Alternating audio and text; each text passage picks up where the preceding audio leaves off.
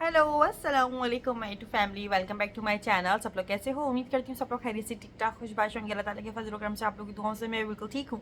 तो मैंने भाई अपने इंस्टाग्राम पर जो है पोल लगाया था और मैंने आप लोगों से पूछा था सबसे पहले तो कि हमें किस टॉपिक पे बात करनी चाहिए और जो है आप लोगों को लगता है कि वो डिस्कस होना चाहिए। तो काफ़ी खवातीन जो कि मुझे देखती हैं तो उन लोगों ने मुझे कहा कि हम पर अपनी जर्नी बताओ। अच्छा, ये वाले जो कमेंट्स थे ये तब भी आए थे जब इब्राहिम की पैदाइश हुई थी, और इब्राहिम की पैदाइश से पहले भी आप लोगों के साथ मैं डेली व्लॉग जब शेयर करती थी तब आप लोग मुझसे कह रहे थे, लेकिन मुझे बिल्कुल टाइम नहीं मिल रहा था क्योंकि उसके अंदर कुछ मसले मसाइल थे मेरे। वो क्या मसले मसाइल थे इस वीडियो के अंदर सब कुछ हम डिस्कस करेंगे, ठीक है ना। सबसे पहली बात तो ये है कि ये वाली जर्नी जो होती है और एक्सपीरियंस जो होता है सब खवातीन का और हर औरत का ही अलग अलग होता है। और जो इस मरहले से गुजर रही हैं वो मेरे एक्सपीरियंस सुनकर बिल्कुल भी अपने आप से जो है ना कंपैरिजन नहीं कर सकती कि यार हमारे साथ तो ऐसा नहीं हो रहा या हमारे साथ तो ऐसा नहीं हुआ और इसके साथ क्यों हुआ या इसके साथ क्यों हो रहा था। तो पहली बात तो ये है, ठीक है ना। मतलब जो है ना, मुझे मेरी सिस्टर ने बोला कि हम दूसरी औरत से कंपैरिजन करने से बजाय बल्कि अपने आप से भी कंपैरिजन नहीं कर सकते कि हमारे पहले बच्चे में हमारी जो है ना कंडीशन ऐसी थी, अब दूसरे बच्चे में कंडीशन जो है ना वैसी क्यों नहीं है या वैसी जो है ना क्यों नहीं रही या ये वो, यहाँ तक कि हम एक औरत अपने आप से ही कंपैरिजन नहीं कर सकती है। तो जो लोग जो है ना किसी की भी कंडीशन सुन के या किसी की मसले मसाइल सुनकर जो कंपैरिजन करने लग जाते हैं, नहीं भाई, क्या कहते हैं, हमारी क्या कहते हैं बेटी के साथ ऐसा नहीं होता या हमारे साथ ऐसा नहीं होता या उसकी फ़लाँ लड़की को देख लो उसके साथ ऐसा नहीं होता। तो ये कंपैरिजन करना तो फिर सबसे पहली बात है कि इसको बंद करें, क्योंकि हर औरत का अपना एक ज़ाहिर वजूद है और अपनी प्रॉब्लम्स हैं, अपनी हर चीज़ है। तो जो उसके साथ होता है वो आपके साथ नहीं होता, जो आपके साथ होता है वो उसके साथ नहीं होता होगा, और हर किसी की अलग कंडीशंस होती हैं, मसाइल होता है। खैर एनीवेज, यहाँ पर मैं अपनी डिस्कस करूँगी और अपनी जर्नी आप लोगों के साथ शेयर करती हूँ। चलिए वीडियो को स्टार्ट करते हैं, शुरू करते हैं। अच्छा जी, तो आप लोगों को सबको पता ही होगा और जिन लोगों को नहीं पता तो मैं बताती चलूँ कि मेरे पिछले साल ही मेरी जो है ना मतलब रिसेंटली अभी शादी हुई है, और उसके बाद तकरीबन जो है ना कुछ महीने गुजरे। तकरीबन आप समझ लो कि बस मुझे बहुत सारी बातों का चीज़ों का आइडिया नहीं था। मैं बिल्कुल एक आप समझ लो कि अपनी मस्ती में मस्त रहने वाली लड़की, और बस तो मतलब हर चीज़ के अंदर एक्साइटमेंट होना और हर चीज़ को बड़ा अच्छे से इंजॉय करना। अच्छा ये वो हम दावतों में जा रहे हैं, करें वो करें। खैर, तो उसके बाद क्या हुआ कि रमज़ान शुरू हो गए। काफ़ी लोग मुझसे सवाल भी करते थे, तो मैं उनसे पूछते थे मुझसे लोग ना कि अच्छा, एक तो शादी होती ना फ़ौरन तकरीबन एक हफ़्ते बाद ही लोग पूछने लग जाते हैं, अच्छा भाई कोई बात है या बताओ क्या है क्या नहीं है। थोड़ा सब्र तहम्मुल रखा करें। और जो है ना फिर मैं उनको कोई जवाब नहीं देती थी, बोलती नहीं भाई क्या हो गया, अभी तो ऐसा कोई सीन नहीं है। तब मुझे इस तरह से पता चला था कि रमज़ान थे, और तकरीबन ऐसा था कि अम्मी के घर पर सहरी की दावत थी। फिर सहरी करके मैं अपने घर चली गई थी, तो मेरा जो है ना फिर ऐसा लगा कि मुझे यार पता नहीं क्या हो रहा है, मेरी तबीयत जो है ना संभल नहीं रही है और कुछ ज़्यादा खा लिया है। मैं जो है ना अपने आप से ही आपस में मैं अकेले में बात कर रही हूँ कि मैंने कुछ ज़्यादा ही खा लिया है, पता नहीं क्यों जो है ना बेचैनी सी हो रही है। खैर उसके बाद जो है ना वो बस आप समझ लो कि मेरा रोज़ा टूट गया वो इस तरह से कि मुझे वोमिटिंग वगैरह शुरू हो गई थी। अच्छा, मुझे ऐसा लगा कि मैंने ओवर ईट कर लिया है और मैं उसको खाती के साथ ही फ़ौरन जो है सहरी करके बंदा नमाज़ वमाज़ पढ़ के सो जाता है। तो मैंने भी ऐसे ही कुछ किया। उसके नेक्स्ट डे भी कुछ ऐसा हुआ कि मैंने घर में सहरी बनाई और करके मैं सो गई। फिर मुझे थोड़ी सी बेचैनी रही। फिर मुझे ऐसा महसूस होने लगा कि यार कहीं ऐसा तो नहीं कि मैं खा के फ़ौरन सो जाती हूँ और मैं ओवर ईट कर लेती हूँ, या तो फिर क्या हो जाता है कि मतलब जो है ना वो कोई भी चीज़ मुझे हज़म नहीं हो रही है। तो फिर थोड़ा-थोड़ा मुझे शक भी होने लगा। जब मैंने अपने घर पे जब डिस्कस किया तो उन्होंने कहा कि यार एक काम करो कि तुम जो है ना अपने ही तौर पर जो है ऐसे-ऐसे कुछ चेकअप करा लो। जब मैंने चेकअप कराया तो फिर डॉक्टर के पास मैं गई। उस दिन 25वां रोज़ा था पिछले साल का, और अम्मी के घर इफ़्तार दावत थी। और उस इफ़्तार दावत के व्लॉग में आप लोगों के साथ मैंने शेयर भी किया था कि मेरे डॉक्टर से अपॉइंटमेंट था और ये और वो। फिर मैं खाना छोड़ के अपने डॉक्टर से जो है ना चेकअप वगैरह कराने गई, तो फिर उन्होंने मुझे बताया कि आपके तो भाई माशाल्लाह से आपका जो है 5 वीक चल रहा है। सो मैं बड़ी शॉक्ड हो गई, मैंने बोला है है मैं एकदम से ये हो गई थी। तो फिर उसके बाद जो है मैं अम्मी के घर थोड़े से दिन रुक कर फिर मैं अपने घर वापस चले गई थी। खैर ये सारे मामला, लेकिन फिर जब मुझे पता चल गया तो उसके बाद तबीयत थोड़ी सी और मतलब इस तरह से वो रहने लगी कि मुझे ऐसा लगता था कि मैंने ओवर ईट कर लिया है या मुझसे फिर कुछ खाया ही नहीं जाता, मुझसे कुछ बस ये था, ये मुझे कुछ पसंद ही नहीं आता था। मुझे बिरयानी बुरी लगने लग गई थी, बिरयानी की स्मेल से ही पता नहीं मुझे क्या होने लग जाता था। ये सबसे पहले तो मुझे बिरयानी बुरी लगने लगी, फिर मुझे अंडा पराठा बुरा लगने लगा। सुबह का नाश्ता मैं नहीं करती थी अंडा पराठे का नाश्ता। मैं ब्रेड और चाय ये खाती थी। तो खैर ये वाले मामलात रहे तकरीबन 4 महीने तक। मेरी जो है ना वोमिटिंग वगैरह ये जो है ना नहीं रुक रही थी, कंट्रोल में नहीं आ रही थी। मेरी बहुत ज़्यादा तबीयत जो है ना एक अजीब सी हो गई थी। गर्मियों का सीज़न भी चल रहा था, साथ साथ में मुझे खाना भी बनाना होता था और रोटियां भी बनानी होती थी। तो जिसकी वजह से ना फिर वैसे तो इंसान को देखें, वैसे गर्मी लगती है, एक नॉर्मल इंसान जो होता है ना उसको लगती है तकरीबन, जो गर्मी जो मौसम चल रहा होता है उसको वो महसूस हो रहा होता है गर्मी हो रही है।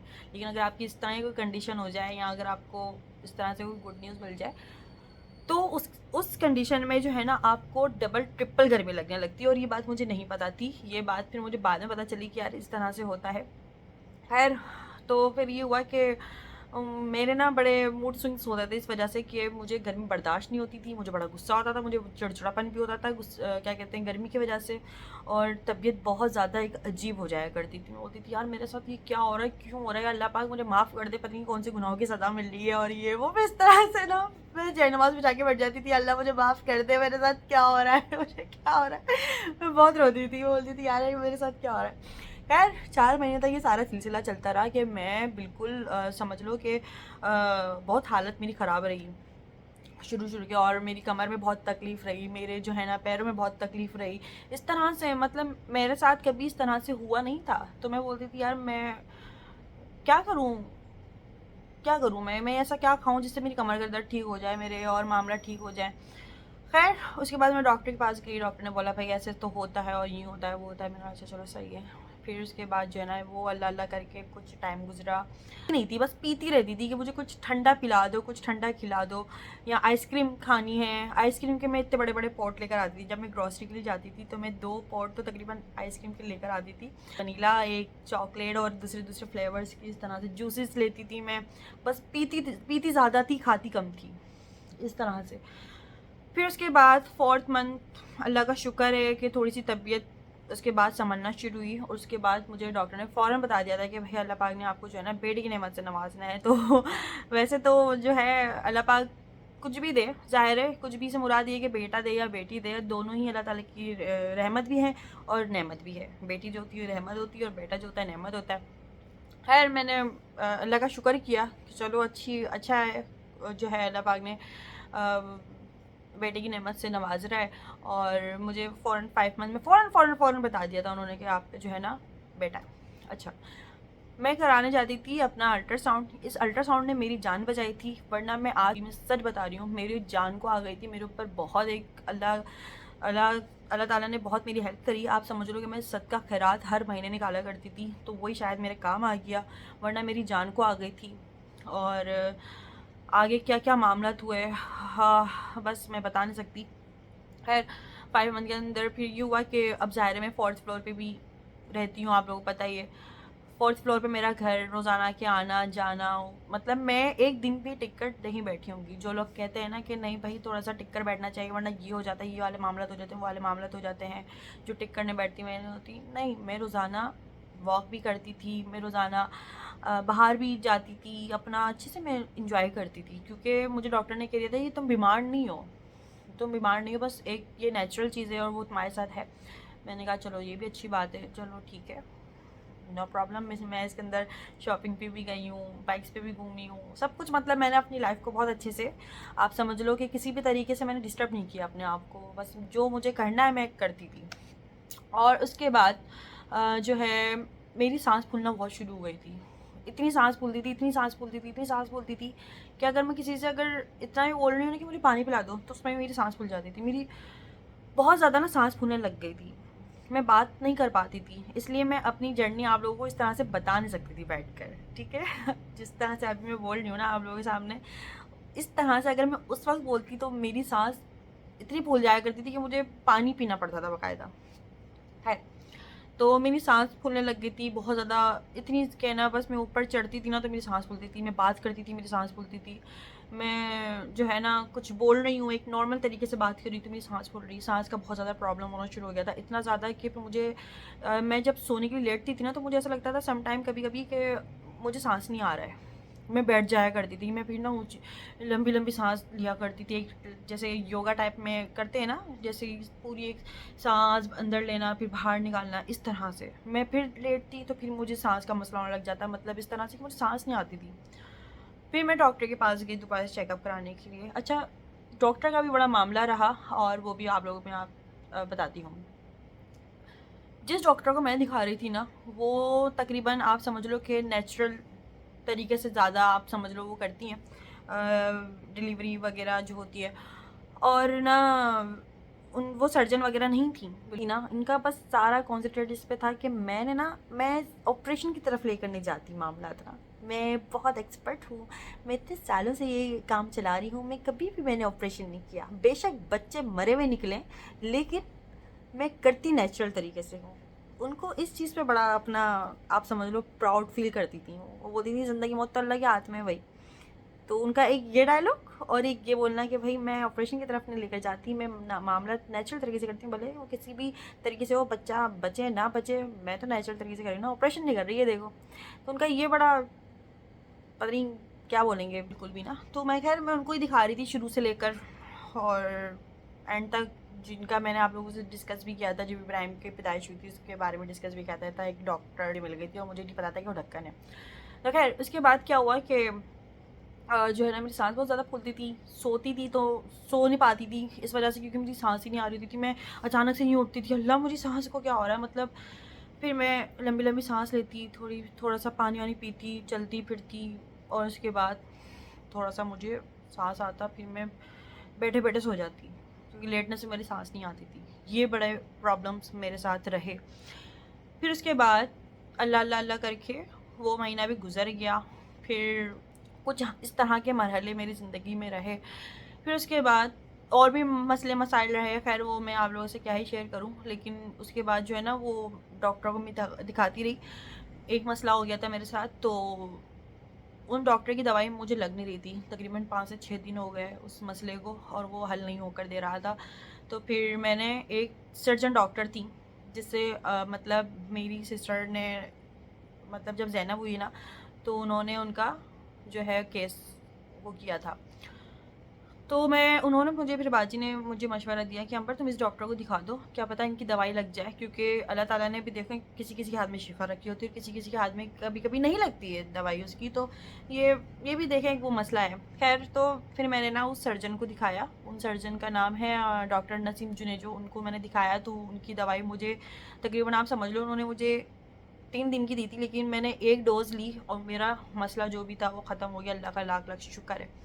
खैर उसके बाद बस मेरा आप समझ लो कि मैं उस मसले के लिए गई थी, मेरी वो फाइल बनी हुई थी बस तकरीबन 5वें या 6ठे मंथ में कुछ इस तरह से, और बस मैंने एक चक्कर ही लगाया था। उसके बाद मैं उनके पास कभी नहीं गई। तकरीबन 7 8 और ये तकरीबन 9 मुझे तकरीबन डॉक्टर ने जो डेट दी थी ना वो दी थी हमारी डेट थी 15 नवंबर, 10 या 15 नवंबर दी थी। इससे ऊपर आपने टाइम नहीं लगाना है, मुझे ये अल्ट्रासाउंड वाली ने कह दिया था। अच्छा, मेरे साथ मसला कुछ यूँ था कि जो है ना डॉक्टर नसीम जो ने जो एक उनकी है लेडी, वो वहाँ से अल्ट्रासाउंड कराती हैं और उनकी ना बहुत ज़्यादा एक जदीद मशीन है कि वो आपको मतलब मैंने बताया ना कि मुझे फ़ौरन उन्होंने 5 मंथ में ही बता दिया था कि आपका बेटा है। तो मैंने बोला था अच्छा चले ठीक है और अल्लाह का शुक्र है।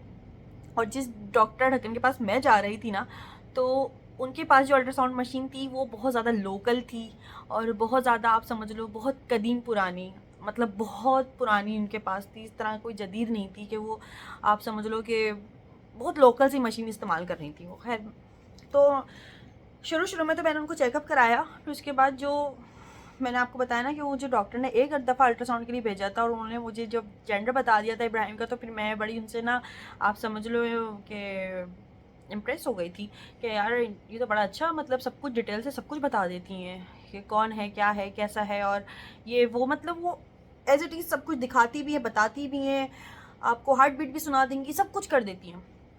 मैं बड़ी इम्प्रेस हो गई उनसे ना। फिर मैंने क्या किया, मैं तकरीबन हर महीने उनके पास जाती अपनी सेल्फ पे कराने के लिए, अल्ट्रासाउंड कराने जाती कि मैं ठीक भी हूँ, क्या है, क्या मामला हैं, क्या है क्या नहीं है। और वैसे तो डॉक्टर्स जो है ना, मैं डॉक्टर से मशवरा नहीं लेती थी कि मुझे कराना है या नहीं कराना है, क्योंकि वो डॉक्टर जो थी ना जिनसे मैं करा रही थी चेकअप अपना, तो वो तो अपनी लोकल मशीन से करती थी। तो मैं उनसे ना सेटिस्फाई नहीं होती थी। मैं बोलती थी यार ये पता नहीं क्या कर रही हैं, और कुछ बताती भी नहीं है, कुछ दिखाती भी नहीं है, कोई बात भी नहीं करती, बस जो है ना अपना अपना बोलकर और ऊट पटांग बातें ज़्यादा करती थी। इस तरह की बातें कि भाई जो है ना, अब ऊट पटांग क्या बात बोलेंगे, जैसे मैं ये कहूँगी कि एक मरीज़ को हम इस तरह से बात नहीं कर सकते उससे कि भाई ज़िंदगी मौत तो अल्लाह के हाथ में है, तुम अभी मर जाओ या मैं अभी मर जाऊँ, वो इस तरह से मुझसे बात करती ना। अब उन्होंने मेरे साथ क्या किया वो भी मैं आप लोगों को आगे बताती हूँ। खैर, तो मैं क्या बात कर रही थी, तो खैर 5-6 महीने इस तरह से गुजर गए। अल्लाह का लाख लाख शुक्र है, डॉक्टर ने मुझे कहना शुरू कर दिया कि भाई अपना वॉक करो। मेरे चेहरे पे स्वेलिंग आना शुरू हो गई और वो आप लोगों ने देखा भी था कि मेरा नोज़ कितना बड़ा हो गया था और मेरे मुंह इतना बड़ा हो गया था। तकरीबन मेरा वेट जो है ना उस दौरान 84 या 85 समथिंग कुछ इस तरह से मेरा वेट हो गया था। और मेरी सूजन इतनी ज़्यादा हो गई थी कि ना मुझसे चला जाता, मेरे चप्पल भी नहीं आती थी मेरे, और जेंट्स चप्पल भी नहीं आ रही थी। जेंट्स चप्पल भी मुझे छोटी पड़ जाती थी कभी कभार। ऐसा लगता था कि अब तो भाई कुछ टाइम में ना मुझे ऑर्डर पे चप्पल बनानी पड़ेगी, तो मैं नंगे पाँव घूमती थी। इस वजह से मुझे बड़े मसले मसाइल रहे। मेरी सांस फूलना शुरू हो गई थी, मेरे सूजन होना शुरू हो गई थी, और पाँव में बहुत तकलीफ़ रहती थी, कमर में बहुत तकलीफ़ रहती थी। ये बड़े मसले मसाइल रहे मेरे। उसके बाद जो है ना फिर भी मैं चलती रहती थी। घर के काम कर रही हूँ, झाड़ू भी लगा रही हूँ, पोछा भी कर रही हूँ, बर्तन भी धो रही हूँ, कबाब भी पीस रही हूँ, खाना खाना भी बना रही हूँ, हाथों से कपड़े धो रही हूँ, कि जो है बस एक्टिव रहूँ मैं ना। और वो सब कुछ आप लोगों के साथ मैंने शेयर भी किया है वैसे भी। तो खैर उसके बाद डॉक्टर ने मुझे कहा कि अंबर 10 मिनट से वॉक शुरू करनी है। ये मुझे उन्होंने कहा था 4th मंथ से कहा था कि अपनी वॉक शुरू कर दो। मैंने फिर भी 5 मंथ से शुरू करी थी अपनी वॉक करना। मैंने 10 मिनट से शुरू करी थी और लास्ट के अंदर मैं 6 घंटे पर आ गई थी कि मैं 6 घंटे वॉक करती थी। और वो भी मुझे डॉक्टर ने कहा था एंड में कि अब तुम्हें 6 घंटे वॉक करनी है। वो ऐसे कि 2 घंटे सुबह, 2 घंटे शाम, 2 घंटे रात को तुम्हें लाजमी लाजमी लाजमी वॉक करनी है। उनकी बात मानकर मैं इतनी बेवकूफ़ कि मैंने वाकई में ये करना शुरू कर दिया। हाँ, अच्छा, इसके बाद क्या हुआ कि डॉक्टर ने मुझे बोला कि तुम्हारा जो है ना अल्ट्रासाउंड उन्होंने कराया। उन्होंने कहा कि अब बस ये आप जो है, मैंने उनको ये अल्ट्रासाउंड ने मेरी जान बचाई है, जैसे वीडियो के शुरू में मैंने आप लोगों को बताया। और अभी मैं आप लोगों को बताती हूँ कैसे मैं हर महीने कराती थी। मुझे काफ़ी ख़वातीन इस तरह से टोक दिया करती थी कि भाई हमारे दौर में तो नहीं होता था अल्ट्रासाउंड इतना ज़्यादा, आजकल की लड़कियों को देखो ये वो, मतलब इस तरह की बातें भी मुझे सुनने को मिली। तो मैं बोलती थी यार मैं अपने आप को सेटिस्फाई तो करूँगी ना, मेरा तो हर चीज़ ज़ाहिर है एक पहला पहला है और मैं तो करूँगी अपने आप को सेटिस्फाई, इसमें क्या होगा। तो लोग मुझे कहते नहीं इसके साइड इफ़ेक्ट्स बहुत हैं, इसमें ये हो जाता है, उसमें वो हो जाता है, खौफनाक बातें कि मुझे डर लगने लग गया था कि वाकई ज़्यादा अल्ट्रासाउंड से कुछ ख़राबी तो नहीं हो जाएगी मेरे अंदर, मतलब इतना ज़्यादा मुझे डरा दिया गया था। लेकिन मैं फिर भी मैंने सोचा चलो 1-2 महीने की तो बात है, अब हर महीने में मतलब मैं एक अल्ट्रासाउंड कराती थी अपना। जैसे मुझे कहा कि अंबर अभी जो है ना ये तुम्हारा लास्ट अल्ट्रासाउंड है और तुम जो है ना अब 10 नवंबर या 15 नवंबर तक जो है ना एडमिट हो जाना और अपने डॉक्टर से ये बात कर लेना और ये कर लेना वो कर लेना। मैंने कहा चलो ठीक है। अब क्या हुआ कि जो मैं लोकल डॉक्टर के पास जा रही थी ना, तो उन्होंने मुझे कहा कि मैंने उनको कुछ मसले मसाइल बताया अपने। उन्होंने कहा कि घर जाते हुए ना मिठाई का डब्बा, आधा किलो मिठाई लेती हुई जाना, और क्या होती है वो गन्ने का शरबत, वो पीती हुई जाना। उन्होंने मुझे यूँ बोला, और मिठाई का डब्बा लेती हुई जाना, वो खाना घर जाके, मिठाई खाना मतलब मीठा खाना। घर जाते जाते ना मुझे कुछ हुआ, मैंने बोला मैं यार एक दफ़ा ना उस अल्ट्रासाउंड मतलब वो उनके साथ उनके पास में चले गई मैं ऐसे ही। बस मेरा दिल करा कि यार मैं उनसे तो पूछूं कि क्या सूरत हाल है और वो क्या कहती हैं इस बारे में ना। मतलब तो मुझे कह दिया कि आपने मिठाई खानी है घर जाके, और ना आपने खूब जो है आपने गन्ने का जूस पीना है और ये खाना है वो पीना है, मतलब जितना मीठा हो सकता है ना तुम मीठा खाओ, आज रात तो तुम बैठ के मीठा खाओ। तकरीबन 8 बजे 7 बजे कुछ इस तरह से टाइम था मेरा। उन्होंने इस तरह से बोल दिया मुझे। चेक के पास गई हूँ अल्ट्रासाउंड कराने अपना, उन्होंने मुझे फ़ौरन मना कर दिया, मीठा क्या तुम ना चीनी भी अब कम खाओ। तो मुझे ना उस वक्त थोड़ा सा शक होने लगा कि यार वो डॉक्टर कह रही है तुम मिठाई का डब्बा लेकर जाओ और घर पे जाके मीठा खाओ और गन्ने का जूस पियो और जितना मीठा हो सकता है तुम मीठा खाओ, मीठा पियो।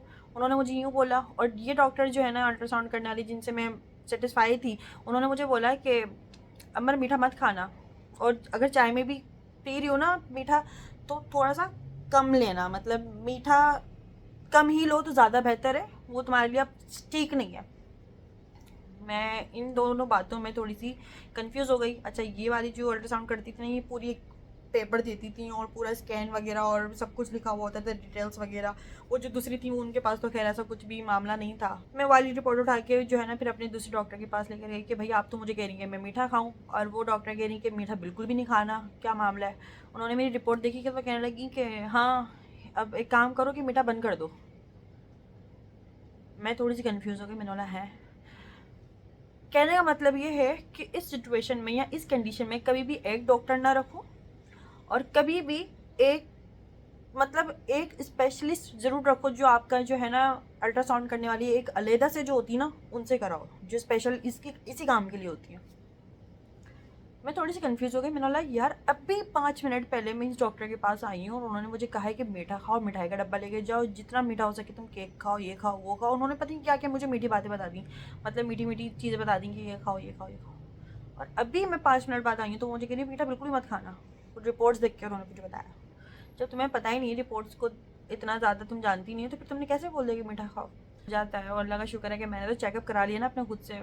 मैंने खुद से कराया ना, उन्होंने नहीं बोला था कि तुम जाके वहाँ पे चेकअप कराना है। मैंने भी टेस्ट वगैरह लिख कर नहीं दिए, उन्होंने मुझसे कोई भी इस तरह के मामला नहीं बोले कि अपना ये टेस्ट कराना, वो कराना, ये कराना, वो कराना। अच्छा, कुछ टाइम पहले ही ज़ैनब हुई थी तो बाजी जाती थी सर्जन के, जो कि अभी आप लोगों ने बताया, तो वो काफ़ी चेकअप मतलब वो टेस्ट वगैरह लिख कर देती थी कि भाई आपका जो है ना शुगर ठीक है, ये ठीक है, बीपी ठीक है, या और भी मामला जो होते हैं जो ज़रूरी होते हैं टेस्ट वगैरह वो लिख कर देती थी। तो मैं बोलती थी यार मेरी डॉक्टर ने तो मुझे कोई टेस्ट लिख कर नहीं दिए, कब जो कराती हैं टेस्ट उसका वो कुछ होता भी है तो फ़ौरन इसका ट्रीटमेंट दे देती हैं। यूट्यूब पे भी सर्च करती, लेकिन यूट्यूब पे भी ना जो गायनी होती थी वो भी बोलती थी कि भाई ऐसे ऐसे टाइम पे आपको जो है ना फ़ौरन आपको ये टेस्ट कराना है, आपने शुगर टेस्ट करनी है, ये करनी है, वो करनी है। तो मैं बोलती थी यार मेरी डॉक्टर तो मुझे इस तरह से कोई गाइड ही नहीं कर रही है और कुछ बोल ही नहीं रही है। अच्छा जी, उसके बाद फिर मैंने ऐसे ही एक विज़िट किया वही वाले डॉक्टर के पास, सर्जन के पास। कौन सी डॉक्टर थी वो, नसीम जुनेजो थी। उनके पास मैंने विज़िट किया और उन्होंने मुझे कुछ टेस्ट लिख कर दे दिए और उन्होंने ना मतलब उन्होंने कहा कि ये टेस्ट करा के मुझे कल दिखाना। तो उसके अंदर थायराइड थोड़ा सा लिटिल बिट आप लोग कह सकते हो कि पॉइंट टाइप का जो है ना बढ़ा हुआ था। तो वो वाली रिपोर्ट्स में वाले डॉक्टर को दिखाने से पहले अपनी डॉक्टर जो मैं जिनको दिखा रही थी मैं उनके पास चले गई।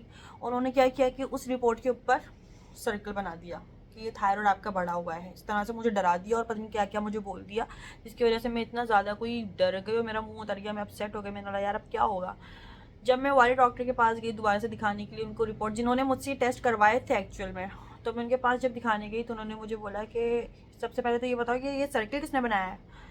मैंने उनको नाम लेके बताया कि ऐसे ऐसे। तो उन्होंने बोला वेरी अनप्रोफेशनल। उन्होंने बोला बेटा ऐसी कोई भी बात नहीं है, उन्होंने खामा खाई सर्कल बना के बात को बड़ा बना कर और तुम्हें जो ना डरा दिया। ऐसी कोई घबराने वाली बात नहीं है और ऐसी कोई भी चीज़ नहीं है। और ऐसी कंडीशन में या ऐसी सिचुएशंस में इंसान नॉर्मल नहीं होता है, उसकी बहुत सारी चीज़ें, ज़ाहिर हार्ट बीट भी बढ़ी हुई होती है, उसकी शुगर भी समटाइम थोड़ी सी आम इंसान से थोड़ी सी बढ़ी हुई होती है, बहुत सारी चीज़ें। थायराइड भी अगर आप, मुझे थायराइड नहीं, अल्लाह ना करे, बिल्कुल भी नहीं है, वो थोड़ा सा पॉइंट में कुछ फ़र्क था, पता नहीं इस कंडीशन में कुछ होता है। उन्होंने मुझे बोला इस कंडीशन में ऐसा होता है क्योंकि इंसान नॉर्मल नहीं होता, उसके हार्मोन्स पूरे ज़मीन आसमान का फ़र्क आ जाता है, उसका पूरा एक वजूद ज़ाहिर है दुनिया में आ रहा है। तो उन्होंने मुझे बिल्कुल सेटिस्फाई किया। उन्होंने बोला कोई इसकी मेडिसिन भी नहीं है, इसका कुछ भी नहीं है, कुछ भी नहीं, टेंशन वाली बात नहीं है, और बिल्कुल सेटिस्फाई कर दिया, कोई दवाई लिख कर नहीं दी, सब कुछ सेटल अल्हम्दुलिल्लाह बिल्कुल। खैर ये second time, I think third time मैं उस डॉक्टर से थोड़ी सी मेरा दिल वो होने लग गया कि यार ये क्या कर रही है मेरे साथ ना। कभी कह रही है मिठाई खाओ, कभी कह रही है थायराइड बढ़ा हुआ है, कभी कह रही है क्या कहते हैं ये करो वो करो, 6 घंटे वॉक करो। तो मैं बड़ी कंफ्यूज हो गई। मैंने लगा कि मैं मम्मी के घर आई हुई थी रुकने के लिए, हफ्ते का दिन था वो, 10-15 नवंबर गुजर गई, वो अल्ट्रासाउंड वाली ने दी थी। और जिस डॉक्टर को मैं दिखा रही थी उसने मुझे डेट दी थी तकरीबन 11 दिसंबर। 11 दिसंबर से पहले मत आना। उन्होंने मुझे ऐसे बोल दिया। उनको बोलती अगर ऐसा कुछ हो गया वैसा कुछ हो गया तो पता है मुझे मुझे क्या बोलती, मुझे सेटिस्फाई नहीं करती। मुझे बोलती बेटा ज़िंदगी मौत तो अल्लाह के हाथ में है। अभी अगर मुझे अभी मेरा वक्त आ गया तो मैं मर जाऊंगी, क्या पता मैं घर जाते जाते मर जाऊं, क्या पता अभी तुम घर जा रही हो और तुम घर जाते जाते तुम्हारा एक्सीडेंट हो जाए, तुम मर जाओ। जब उन्होंने मुझे इस तरह से बातें बोली ना, थोड़ी देर के लिए तो मेरा दिल बंद हो गया। मैं ये डॉक्टर है क्या है, मुझसे इस तरह से बात कर रही है, मतलब कि मैं मर जाऊंगी, क्या पता अभी तुम जाते जाते मर जाओ। ऐसा कौन बोलता है? और वो भी इसी कंडीशन में एक औरत बैठी हुई है, वो इतनी नाजुक हुई हुई है, वो इतनी इमोशनल और इतनी, समझ लो क्या उसके ऊपर गुजर रही है, और तुम उसको इस तरह से बोलो तुम मर जाओगी। मतलब सोचने वाली बात है, एक औरत का बड़ा एक नाजुक टाइम चल रहा है और तुम उसको इस तरह से बोल दोगी मुँह पे बेटा अभी तो पता नहीं तुम घर जाते जाते मर जाओ। तो एक सोचने वाली बात है कि मैं एकदम शॉक्ड। मैंने बोला ये डॉक्टर है क्या है, किस तरह से बात करी मुझसे, यहाँ तक कि मैंने काफ़ी डॉक्टर्स को दिखाया भी बीच में, लेकिन उन्होंने मुझसे कभी भी इस तरह से कोई बात नहीं करी कि तुम मर जाओगी, हम मर जाएंगे, या कुछ पता नहीं है, ये नहीं होनी है। ये मेरे दिल में सोचा यार कैसी बातें कर रही है। मैंने उनसे बोला कि देखिए अगर टाइम ऊपर हो जाता है या ऐसी कोई सिचुएशन हो जाती है और अगर मुझे इस तरह से कुछ भी महसूस नहीं होता है तो मैं क्या करूँगी। तो बोलने ये ज़िंदगी मौत तो अल्लाह के हाथ में है। मतलब उन्होंने मुझे ये नहीं बोला कि बेटा आ जाना या ऐसा कुछ हो तो ऐसा कर लेना वैसा कर लेना, नहीं, ज़िंदगी मौत तो अल्लाह के हाथ में है। वो तो बेशक अल्लाह ताला के हाथ में है, लेकिन इस तरह से तो नहीं बोला जाता ना। अम्मी के घर आई हुई थी रुकने के लिए और मेरा बिल्कुल लास्ट डेज उन दिनों के चल रहे थे। हफ्ते का दिन था और 10 भी गुजर चुकी थी, 15 भी गुजर गई, कुछ कुछ भी नहीं है, मतलब हो ही नहीं रहा कुछ भी ना। तो डॉक्टर ने मुझे बोला कि इंतज़ार करो 11 या 15 दिसंबर तक। 11 दिसंबर तक इंतज़ार करेंगे, नहीं तो फिर 15 दिसंबर तक इंतज़ार करेंगे। एक तो समझ लो क्या बोलेंगे, एक पूरा चैम्बर था, उसके अंदर ही काफ़ी सारे डॉक्टर्स बैठे हुए थे ना, तो उसके अंदर सामने ही एक और गायनी बैठी हुई थी। उनका तो बहुत रश लगा हुआ होता था, उनके इतना रश लगा हुआ होता था, इतना रश लगा हुआ होता था कि उनके बैठने की जगह भी नहीं होती थी। इस वजह से ना मैं इस डॉक्टर के पास जाती थी क्योंकि इसके पास रश नहीं होता था। लेकिन मुझे इस बात का आइडिया नहीं था कि इसके पास रश क्यों नहीं है। ये डॉक्टर ढक्कन थे, इसके पास इसलिए रश नहीं होता था। डॉक्टर थी ना, तो फिर उनके पास बहुत रश होता था। फिर मैंने सोचा यार मैं एक दफ़ा इनको दिखाऊँ। मैं उनके पास जब अपनी फ़ाइल लेकर गई, उन्होंने मेरी फ़ाइल देखी, उन्होंने बोला बहन ये क्या है, ये इतने सारे अल्ट्रासाउंड, इतनी सारी फाइलें, इतनी सारी चीज़ें, इतने सारे पेपर्स, इतने सारे, क्या है क्या है क्या है, यूँ करने लगी। तो खैर मैंने बोला देखें भाई मैं बहुत ज़्यादा डरी हुई हूँ, मेरे साथ फर्स्ट एक्सपीरियंस है हर चीज़ का और ये वो। और मज़े की बात कि इन सारी सिचुएशंस के अंदर मेरे मूड स्विंग्स बहुत हुए। मतलब मुझे रोना बहुत आता था, मैं रोती बहुत ज़्यादा थी। मतलब भाई मुझे गर्मी लग रही मैं रो रही हूँ, मुझे कोई बात बुरी लग रही मैं रो रही हूँ, मुझे कोई अच्छा लग रहा है मैं रो रही हूँ, कुछ बस मैं रोती रहती थी। मतलब आप समझ लो कि मुझे ना किसी ने अच्छे से ना आप ये नहीं करा कि नहीं यार तुम्हारी सिचुएशन हम समझते हैं या ऐसा होता है या वैसा होता है, नहीं, बल्कि बोले तो रोतू है। तो बहुत सारी चीज़ें ऐसी थी कि मैंने अकेले अपने आप को संभाला, अकेले अपने आप को हैंडल किया। बहुत सारी सिचुएशंस में मैं बहुत अकेलापन महसूस किया, लेकिन मैं सोचती थी यार अल्लाह पाक ये जो भी बस हो रहा है ना, इसको बस खैरियत से मेरी गोद में आ जाए मेरी औलाद और सब कुछ अच्छे से हो जाए। मैंने बात क्या हुआ कि डॉक्टर अल्ट्रासाउंड वाली तो मुझे दी तकरीबन 10-15 नवंबर, और जो डॉक्टर ढक्कन थी उन्होंने मुझे दी तकरीबन 10 से 15 दिसंबर ले गई। मतलब पूरा 1 महीने का जो है ना उन्होंने फ़र्क कर दिया। अच्छा चलो इनकी भी मान लेते हैं, अगर इनकी डेट को कुछ नहीं होता तो फिर इनकी देख लेंगे। हाँ, 10 भी गुजर गई, 15 भी गुजर गई, 20 भी गुजर गई, 21 भी गुजर गई, 24 भी गुजर गई, 25 भी गुजर गई। फिर उसके बाद मैं गई डॉक्टर के पास। मैंने कहा आपने मुझे जो है ना 10 तारीख दी थी, 10 से 20 और 25 लग गई है। उन्होंने मुझे देखते बोला है तुम अभी तक यहीं घूम रही हो?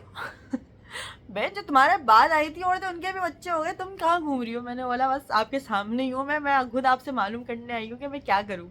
अल्ट्रासाउंड वाली ने कहा कि 4 तारीख से ज़्यादा ऊपर मत जाना, कुछ भी कर लो तुमने 4 तारीख को एडमिट हो जाना है, भले कुछ हो ना हो तुम्हें एडमिट हो जाना है। ठीक है, जिस डॉक्टर को मैं दिखाती थी मैं उसके सामने वाली कैबिन में गई, सबसे पहले उनको दिखाई मैंने रिपोर्ट, मेरा ऐसे ऐसे ऐसे ऐसे ऐसे। तो उन्होंने मुझे बोला कि अंबर जो है ना 3 या 4 को एडमिट हो जाओ मेरे पास, और अगर मेरे पास एडमिट नहीं होना है तो मैं किसी से भी तुम अपना केस कराती हो, कुछ भी अपना मामला करवाती हो, तो 4 तारीख से ज़्यादा ऊपर अपना टाइम मत करना। उसी के सामने वाली डॉक्टर बैठती थी, कौन सी, जहाँ पर मैं जाती थी। मैंने पहले तो उनको डॉक्टर को दिखा दिया ना, चलो इनका मैं मशवरा देखूँ यार ये क्या बोल रही हैं, फिर मैं अपने डॉक्टर को दिखाऊंगी, जिसको मैं दिखा रही हूँ मैं उसको दिखा दूंगी। मैं उनके पास गई हूँ तो वो बैठी हुई है अकेली ना, और यूँ बैठी हुई है। मैंने बोला, वो डॉक्टर ने तो मुझे ऐसे ऐसे ऐसे बोल दिया, और यूँ यूँ यूँ करके, जैसे उन्होंने मुझे 4 तारीख दी है और ऐसे। तो उन्होंने मुझे बोला कि भाई ये तो अल्लाह की तरफ से होता है, और हम तो 11 या 10 या 15 दिसंबर तक इंतज़ार करेंगे। तो मैंने कहा ये 4 तारीख जो दी है दोनों डॉक्टर्स ने, तो उन्होंने मुझे कहा कि नहीं, नहीं, 10 या 15 तक तुम अभी जाओ, और 10 या 15 तक जो है ना, तुम अगर 10 तक भी अगर तुम्हें कुछ नहीं होता तो तुम 15 तक 6 घंटे की वॉक करो। ये मुझे बोल दिया उन्होंने 30 दिसंबर को तकरीबन। मैं ऐसे गई थी न्यू ईयर से एक दिन पहले, ऐसे ही कि न्यू ईयर लगने वाला। मैं इतनी पागल कि मैं वॉक कर रही हूँ 6 घंटे वॉक कर रही हूँ। उसके बाद बड़ा ख़तरनाक हो गया, मतलब मेरे को चप्पल ही नहीं आती, नंगे पाँव वॉक कर रही हूँ इतनी। उसके बाद एक दिन हफ्ते का दिन था, और मैं अपनी अम्मी की घर आई हुई थी रुकने के लिए। मैंने मुझे कहा, अम्मी मुझे तो एक जो होती है ना मूवमेंट होती है इंसान को, एक माँ को अपना पता होता है कि उसके साथ क्या हो रहा है क्या नहीं हो रहा है, वो मुझे महसूस ही नहीं हो रहा है।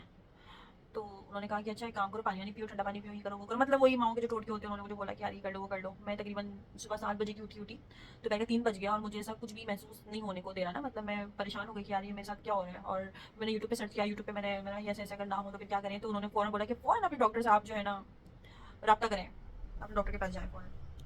हफ्ते का दिन था, मेरे दिमाग में आया, मैंने अपनी भाभी से बोला, भाभी मुझे आप लेकर चलें, मुझे अल्ट्रासाउंड कराना है अपना लास्ट। मतलब अभी मैं थोड़े दिन पहले ही करा के आई हूँ, मैंने फिर मैं लास्ट करा दी। जब मैं उनके पास गई, उन्होंने बोला, बेटा बेटा बहुत मुश्किल हो रही है हर चीज़ ना, अब एक काम करो, नेचुरल की तरफ जाना चाहती हो तो वो तो बहुत मुश्किल हो रहा है, और जो है ना एक काम करो, 4 तारीख को 4 तारीख को इससे एक दिन ऊपर और 1 घंटा भी ऊपर नहीं करना, एडमिट हो जाना। डॉक्टर कुछ भी बोले, एक काम करो, मैं तुम्हें दूसरा डॉक्टर बोल देती हूँ। अगर तुम्हारी डॉक्टर इतना सीरियस नहीं ले रही है तुम्हें, और तुम्हारी सिचुएशन को नहीं समझ रही है, तो तुम एक काम करो बेटा, तुम दूसरे डॉक्टर के पास जाओ। वो ऐसे ऐसे अमेरिकन डॉक्टर वहाँ पे बैठती है, यूँ करती है वो करती है। उन्होंने काफ़ी मुझे गाइड किया कि मैं उनसे बात कर लूँगी, कर लूँगी और कर लूँगी, आप वहाँ चले जाओ, ये डॉक्टर आपको सीरियस नहीं ले रही है। मैंने उनकी सारी रिपोर्ट्स वगैरह उन्होंने मुझे बनाकर दी, फुल डिटेल वाला और सब कुछ उन्होंने मुझे बनाकर दिया। उन्होंने मुझे बोला कि जाकर अपने डॉक्टर को एक दफ़ा फिर दिखा दो, लेकिन अगर वो सीरियस नहीं लेती तो अपने डॉक्टर को चेंज कर लेना फ़ौरन, क्योंकि मुझे मामला ठीक नहीं लग रहा है। मैंने क्या किया, मैं फ़ौरन जो है डॉक्टर के पास गई, तो उन्होंने पता है मुझे क्या बोला, उन्होंने मुझे कहा, बेटा 10 या 15 को ही आना, अभी नहीं, अभी नहीं, इस तरह से बोल दिया। मैंने रिपोर्ट्स, इन्होंने रिपोर्ट्स नहीं देखी, अच्छा मेरी रिपोर्ट्स नहीं देखी। जब उन्होंने इतना नॉन सीरियस लिया ना मुझे, तो मैं उनके सामने जो चैम्बर में एक डॉक्टर गायनी जो बैठती थी, उनके पास बड़ा रश लगा होता था, जिनका मैंने अभी बताया, डॉक्टर अफशा कंवल उनका नाम है। तो वो बैठती थी, मैं उनके पास गई, मैंने उनको बताया मैं ऐसे ऐसे ऐसे। उन्होंने मुझे ना बोला कि अंबर, तो तुम्हारी रिपोर्ट्स जो है ना वो थोड़ी सी ऐसी आ रही कि जैसे हम ज़्यादा टाइम नहीं दे सकते। तुम्हारा जो है ना पूरा जर्नी 9 मंथ का जो जर्नी होती है, पूरे 9th मंथ पूरे कंप्लीट हो गए, पूरे कंप्लीट हो गए तुम्हारे। कितने वीक होते हैं, 40 वीक होते हैं। 40 वीक किसी किसी खवातीन के होते हैं, किसी किसी के नहीं होते। मेरे 40 वीक भी शुरू हो गया, 40वां हफ्ता मेरा शुरू हो गया। उन्होंने कहा, बेटा मुझसे भले केस नहीं कराओ, किसी और से करा लो, लेकिन कल कुछ भी करके एडमिट हो जाओ, और आपका जो है ना वो ऑपरेशन होगा। उन्होंने जैसे बोल दिया, अच्छा चलो सही। मैं फिर दोबारा से उस डॉक्टर के पास गई। मैंने उनको कहा कि देखिए मुझे सामने वाले डॉक्टर ने भी ये कहा है कि आप जो है ना कल एडमिट हो जाओ। और मैंने बोला अगर कुछ हो गया तो उन्होंने बोला, बेटा ज़िंदगी मौत तो अल्लाह के हाथ में, ज़िंदगी मौत तो अल्लाह के हाथ में। अगर अल्लाह ताला चाहेगा तो अभी क्या कहते हैं अभी हो जाएगा, और नहीं होता तो फिर क्या कहते हैं ये हो जाएगा वो हो जाएगा। उन्होंने तो ज़िंदगी मौत की बातें शुरू कर दी मुझसे। मैं और ज़्यादा घबराने शुरू हो गई, और मैं बहुत ज़्यादा रोने भी लग गई। मैंने बोला या अल्लाह मुझसे किस तरह की बातें कर रही हैं। उन्होंने मुझे बहुत ज़्यादा डरा दिया था। मैं वहाँ से उठ के गई हूँ, मैं अपने घर आई, मैं अपने घर आके रोने लग गई। मैं या अल्लाह मेरे साथ ये क्या हो रहा है, मैं तो कंफ्यूज हो रही हूँ, मुझे समझ ही नहीं आ रहा है, क्योंकि मेरे ऊपर प्रेशर भी था तो थोड़ा सा कि ना जो है था कुछ बात होगा, तो मैं बड़ी कंफ्यूज हो गई थी। मैं बहुत ज़्यादा रोने लग गई। फिर मुझे जो है ध्यान में आया मेरे, मैंने अपनी जब फाइल खोल कर देखी, मैंने यार इसके अंदर डॉक्टर नसीम जुनेजो की भी रिपोर्ट्स बनी हुई, मतलब मेरी फाइल बनी हुई थी। अल्लाह का लाख लाख शुक्र है, करोड़ों बार शुक्र है कि उनकी मेरी जो है ना फाइल बनी हुई थी। तो फिर मैं उस सर्जन के पास भागी, क्योंकि जब डॉक्टर ने मुझे बोल ही दिया है ऑपरेशन का, तो फिर मैं जाहिर है मैं सर्जन के पास ही जाऊँगी। मैं डॉक्टर सर्जन के पास गई, उनके पास उन्होंने मुझे सारा चेकअप वेकअप किया। उन्होंने मुझे बोला बेटा सुबह आपने 12 बजे एडमिट हो जाना है, अभी से खाना पीना अपना बंद कर दो, अभी घर जाके खाना खाना, खाना खाने के बाद अपना फिर कुछ नहीं खाना ना पीना है, बस। ये सारे मामलात हुए मेरे साथ, बड़ी सिचुएशंस हुई। कहने का मतलब ये है कि जो भी इन सारी चीज़ों से गुजर रहा है और जिसके साथ ये सारी कंडीशंस चल रही हैं, तो कभी भी अपने ऊपर 110% श्योर ना हो कि ओ हमारा तो जो है ना बस एक नेचुरल जो है सारे मामलात हो जाएंगे और सब कुछ हो जाएगा। नहीं, हमेशा 2 डॉक्टर्स रखें आप अपने पास। जब आपकी कंडीशंस बहुत ज़्यादा बिगड़ जाती है ना, जब ज़िंदगी मौत पे ज़ाहिर ही एक औरत का ये इस तरह का मरला होता है कि इसमें औरत मर भी जाती है। बहुत सारी औरतें जो मर जाती हैं, उनके बच्चे बेचारे कभी मामा के घर पढ़ने, कभी कहीं पढ़ने, कभी कहीं पढ़ने, छोटे छोटे से बच्चे, अल्लाह क्या करें। क्योंकि वो ज़ाहिर है प्रेशर भी होता है, कुछ कुछ मामला ऐसे भी होते हैं वो नहीं कर पाती हैं, अपनी नहीं चला पा रही होती हैं, तो फंस जाती है बेचारी, क्या करें। लेकिन कभी भी मेरी एडवाइस यही है ऐसी लड़कियों के लिए कि हमेशा हमेशा एक सर्जन डॉक्टर रखें, और एक आप भले अपनी किसी भी लोकल डॉक्टर को दिखा रही हो दिखाती रहें, लेकिन एक सर्जन भी लाजमी लाजमी लाजमी एक फाइल बना के रख लें। भले फिर भले मत जाएं, अगर आपको इतना वो हो रहा है, एक्सपेंसिव हो रहा है कि यार वो इतनी फीस लेती इतनी लेती, आप फाइल बना के जरूर रखें कि अगर एंड मोमेंट पे अगर काम हो जाता है। पता है ऐसे लोग फिर क्या करते हैं आखिर में, अगर उन लोगों से केस बिगड़ जाता है, सिविल ले जाओ, वाले गवर्नमेंट हॉस्पिटल ले जाओ बेटा, वहाँ वहाँ आपके होते हैं ना कुछ ऐसे इलाके होते हैं बेटा, वहाँ ले जाओ। जब बिल्कुल आखिरी सांसें चल रही होती है इंसान की, तो फिर बोलते हैं वहाँ लेके भागो, और लेके भाग रहे होते हैं, रास्ते में ही दम निकल जाता है। तो वो वाले मामला से थोड़ा सा सिचुएशन से अगर आपको दूर रहना है, तो मैं कहती हूँ कि आपने एक स्पेशल सर्जन ज़रूर रखनी है, जिसका आपने लोगों से रिव्यूज़ थोड़े से लेने कि भाई इनका एक्सपीरियंस कैसा है आप लोगों के साथ, अच्छा है तो उनसे आप चेकअप कराओ।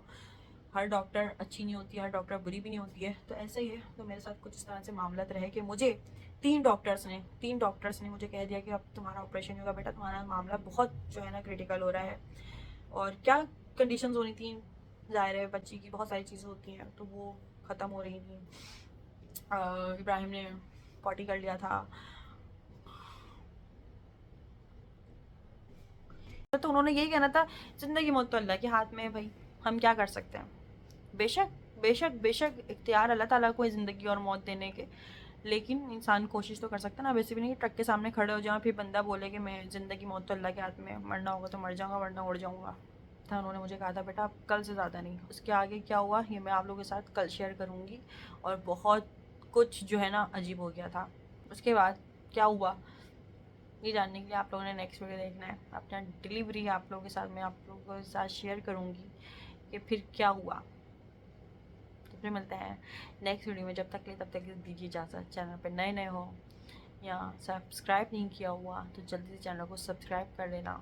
फिर मिलते हैं नेक्स्ट वीडियो में, जब तक के लिए तब तक दीजिए इजाज़त। तो अल्लाह हाफ़िज़।